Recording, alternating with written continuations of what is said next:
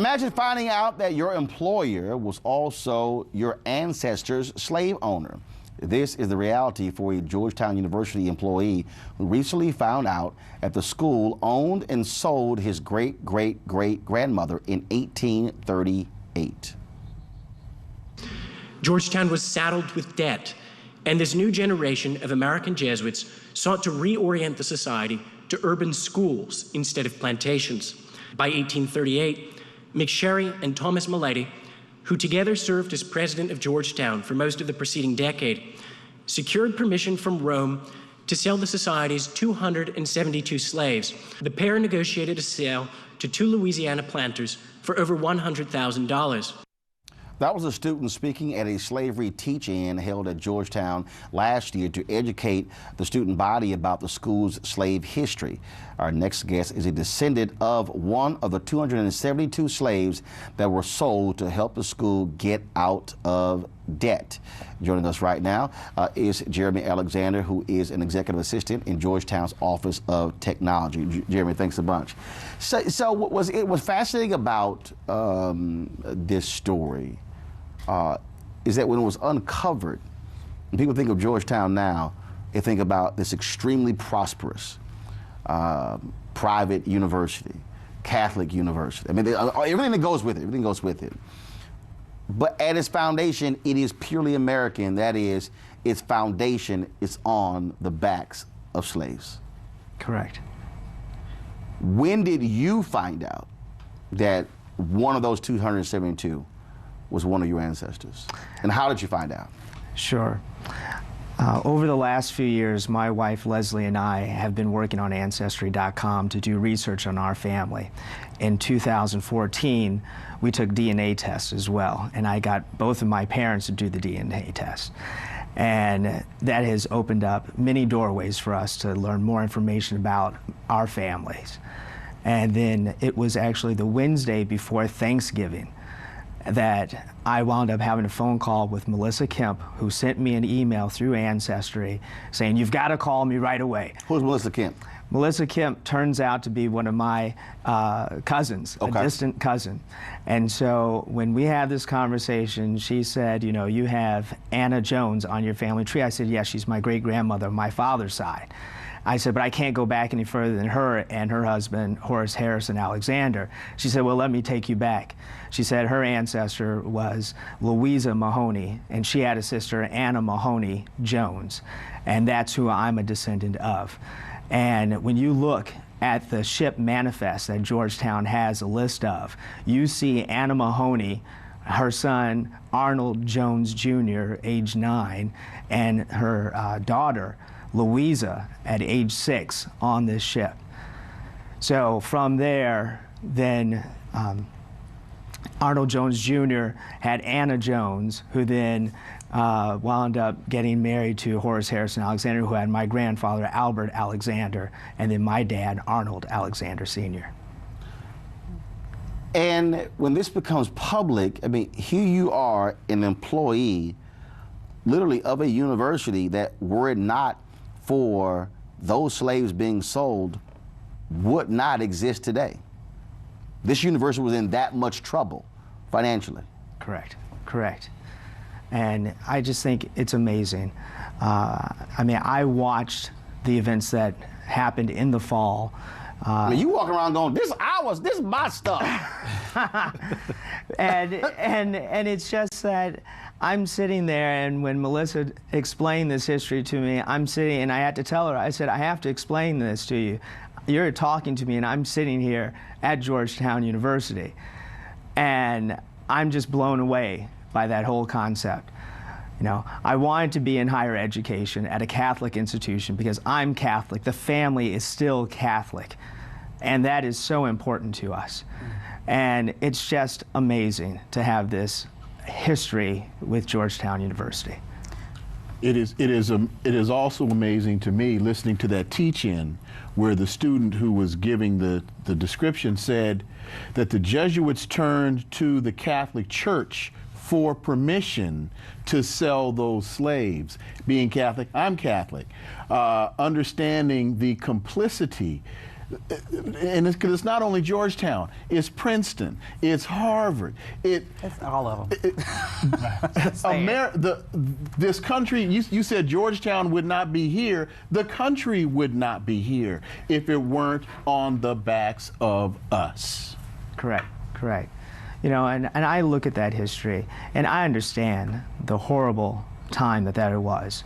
You know, and I just have to say, for all of those people, for all the people who survived that time, you know, we have to be grateful and thankful that we are here today. And that, yes, we know that this country was built on our backs, you know, and that I am just so proud to have this connection. You know, my dad served in World War II. You know, that was so important to him, and so did his brothers. And for me to work at the university and to have this tie is a special honor. Hold tight 1 second. I'll go to a break. We come back. We'll talk more about this, and we'll discuss Georgetown trying to figure out how to make amends.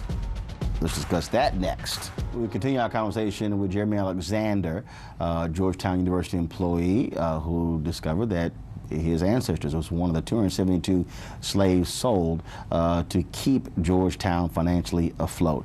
The discussion now is, how do you make amends?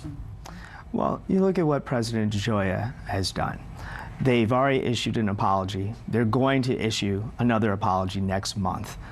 And they're offering preferential treatment in terms of admissions to the university to the descendants. So that is, at least, they are working in the right direction to make amends. Is that enough?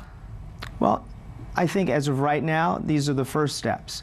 And they want to also go ahead and build and erect memorials on campus as well. You know, one of the things that crossed my mind when I looked at the numbers in terms of how much they sold and what that would translate into real dollars today, I think it was $3.3 million. Then when I look at all of these police shootings and the type of settlements, it's somewhere along that range. So how did that number value strike you? I mean, it's overwhelming. You look at that and know that the university, well, the college at the time, was then saved because of that sale. And this was the largest sale. There were other sales, but this was the largest sale that the college benefited from at that time. Even beyond the numbers, though, when you think about what your grandmother and others suffered, let's just be very real. Being shipped down to Louisiana, I would venture to guess that her life was much more difficult afterwards. And so when we're talking about what to do now to make amends, I have to be honest with you. When this first came out and there was a lot of publicity around what Georgetown was doing in terms of the apologies, in terms of the preferential admissions, I have to be honest, I was very disappointed, because I believe that preferential admissions is great. It's probably, maybe it puts you on par with alumnus of the university, perhaps, right? But how much does it cost to go to Georgetown University? Why not, in addition to preferential admission, there's actually tuition remission, so people can actually afford to go to Georgetown University as a way of having as a way of having more substantial restitution for the financial benefit that institution receives. What's the value of the Georgetown endowment based on that $3 million? Go ahead. Absolutely. Well, I think the Georgetown Memory Project, where they are still working on this, working on planning for the events next month for the Emancipation Day event. Those are the people who are still looking at building this project. They are looking at what they're going to do in the future. They've already said to me, this is not something that's going to happen just this year or just next year. It's going to go on probably beyond our lifetime, because of reaching so many descendants, and then there's still so many people to find out. So it costs over $100,000 to get a degree from Georgetown, correct? In terms of an undergraduate degree? It's about $50,000 a year. $50,000 a year, so $200,000. More than $100,000. So Go ahead. So I would just say that I would venture to say that having preferential admission when someone can't afford to pay $200,000 is absolutely nothing. It's nothing. It's not restitution. One of the things I think is interesting, I was reading a story the other day, how you still have Jewish entities that are still recovering lost artifacts. This is an example to me of putting pressure on all American institutions to go through a thorough examination to to establish what those ties were to slavery, because first of all, in 2 years we will commemorate the 400th anniversary of the first 20-odd Africans arriving in Virginia. That to me is critically important for the purpose of folks moving forward. So because I think this nation, not just white Americans, but even African Americans and others, really don't understand the deep roots of slavery driving the economic apparatus called capitalism in America. Absolutely. Final comment. Right. Well, you look at that, since you mentioned capitalism, we can still see the impact of slavery on today, the inequalities of the social and economic injustices here in America for blacks. And I just hope to be able to pass on to my son, Jesse, who is 9, a better opportunity in America. That's what we all want for our family members. All right, Jeremy, we appreciate it. Thanks a lot. $1.5 billion. A peaceful protest turned deadly. 37-year-old black man was shot and killed by Baton Rouge police. His hands are in the air, and you still get shot by the cops. Oh my God, please don't tell me he's dead. We're not gonna let hate define us. Race is a big part of this. If truly all lives matter, then all lives need to matter equally. What we require is action. What we require is accountability. We understand that black lives do matter, and we will keep focused on this issue. NewsOne Now, every weekday morning at 7 on TV1.